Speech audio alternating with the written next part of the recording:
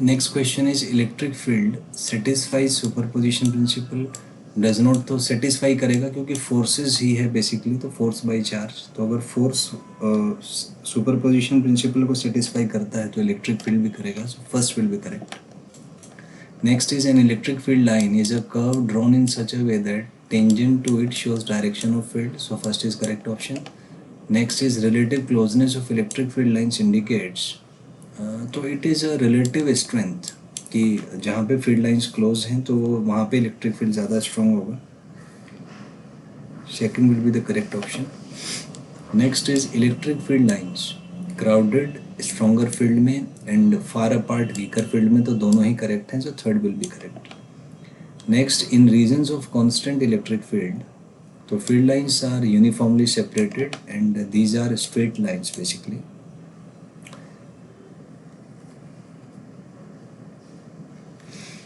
So both will be correct.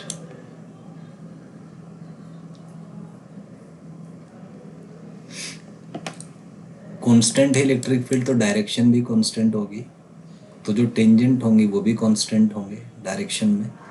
सो एक straight line curve ही हो सकता है, क्योंकि अगर कोई कर्व आपने लिया तो उस पर टेंजेंट के डायरेक्शंस अलग अलग हो जाएंगे, सो इसलिए third will be correct. Next is field lines are continuous curves without any break. Next, field lines can't intersect each other. Next, electrostatic field lines start from positive charge and terminate at the negative charge. तो अगर कोई और charge नहीं है बीच में तब हम कह सकते हैं कि सारी प्रॉपर्टीज ये ठीक हैं। So fourth option will be correct, but इसमें यहाँ पे अजम्पशन है हमारा कि बीच में कोई और चार्ज नहीं है, based on that it is given.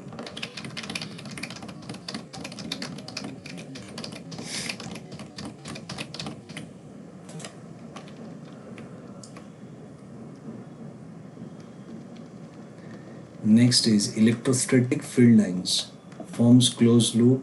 They do not form closed loop क्योंकि ये कंजर्वेटिव नेचर के अगेंस्ट होगा, so second option will be correct.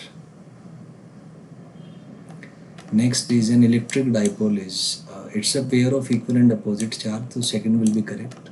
Next is magnitude of dipole moment vector is, so twice mod q into a आ जाए क्योंकि magnitude यहाँ पे पूछा है, so second will be correct.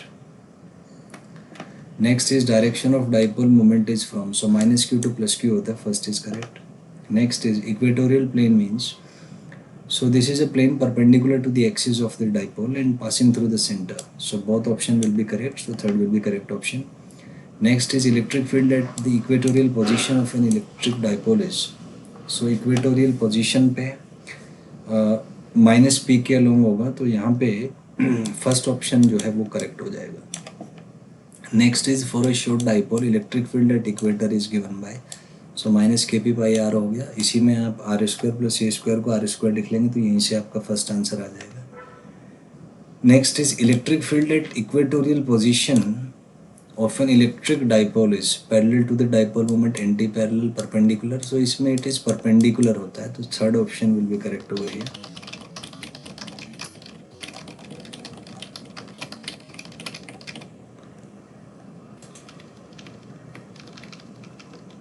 Next is dipole electric field on the axis at a distance r from the center is, so ये 2 kpr, तो ये इसमें फर्स्ट करेक्ट हो जाएगा, ये पहले भी हम ड्राइव कर चुके हैं, वही है। शॉर्ट डाइपोल है तो ये आपका 2 kp बाई आर क्यूब आ जाएगा यहाँ से, so first one will be correct. Next is for an electric dipole electric field varies dimensionally as, तो 1 बाई आर क्यूब होता है, first will be correct option here. Next is in a uniform electric field torque experienced by dipole is P cross E आ जाएगा। Next is in a uniform electric field an electric dipole experiences in general, तो uniform electric field है तो 4 0 हो जाएगा, but torque non zero होगा क्योंकि 0 और 180 पे खाली 0 होता है, तो in general it experiences a torque. Next is flux of electric field through small area element is, तो ई डॉट डी एस से दिया जाता है, first will be correct. Next is area vector can be written as, तो delta S into N cap से लिखा जा सकता है, first one will be correct होगा यहाँ पे। Next is for sufficiently small delta S area element can be considered as, इसको प्लेन माना जा सकता है, सो first one will be correct over here.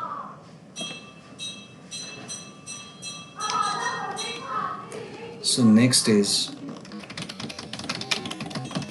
for an element of a closed surface area element is in the direction of. So ये यहाँ से outward normal की direction में होता है. So it is in the direction of outward normal. So second will be correct. Next is flux of electric field through any closed surface is. So this is 1 by epsilon naught times Gauss law का statement है. So second is correct.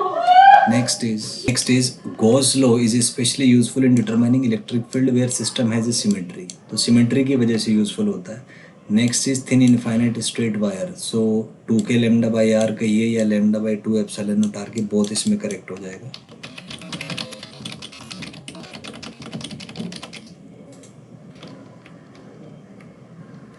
Next is graphical variation of electric field versus distance for an infinitely charged wire. So rectangular hyperbola आ जाएगा, inversely related होता है. Next is electric field at pH. तो ये lambda by 2 pi epsilon naught r into n cap. So first one will be correct here. In the above question r is the, so ये perpendicular distance from the wire होगा, second will be correct. In the above question n cap is a radial unit vector in the plane normal to the wire passing through the, तो ये first इसमें correct हो जाएगा. Next is electric field due to infinite thin sheet of charges. So sigma by 2 epsilon naught आएगा, first one will be correct. Next is due to a thin spherical shell, the electric field at internal point is, तो 0 होता है.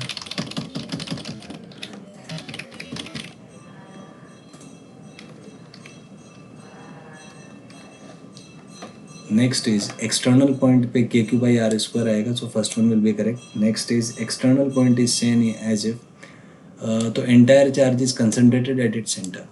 तो अगर हम पूरे charge को centre पे माने तब भी फील्ड का जो है मैग्नीट्यूड उतना ही आएगा, तो first one will be correct. Next is solid conducting sphere electric field eight, इसमें भी कंडक्टिंग स्फीयर है, तो स्टैटिक कंडीशन में अंदर फील्ड 0 होता है. Next is dimension of area element is m0 L2 आ जाएगा, second option.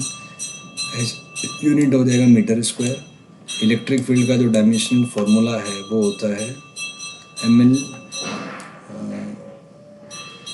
t minus 2 ampere minus 1. First one will be correct.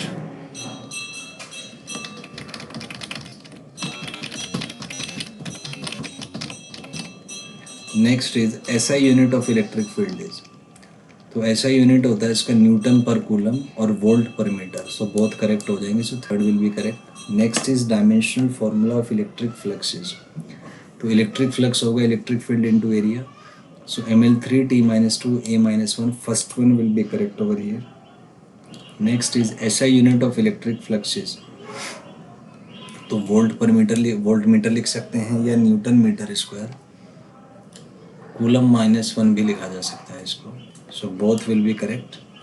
Next is dimensional formula of dipole moment is, so dipole moment होता है charge ampere time into length, so LT आ जाएगा, second will be correct. Next is SI unit of dipole moment is coulomb metre आएगा, first will be correct. Next is dipole moment of electric dipole is from, so negative to positive होता है, first will be correct. Next is dimensional formula of linear charge density, तो ये होता है charge by length, तो first आ जाएगा. Next is surface charge density charge by area, इसमें भी फर्स्ट आएगा. Next is volume charge density, तो charge by volume length cube आ जाएगा, सेकंड होगा इसमें.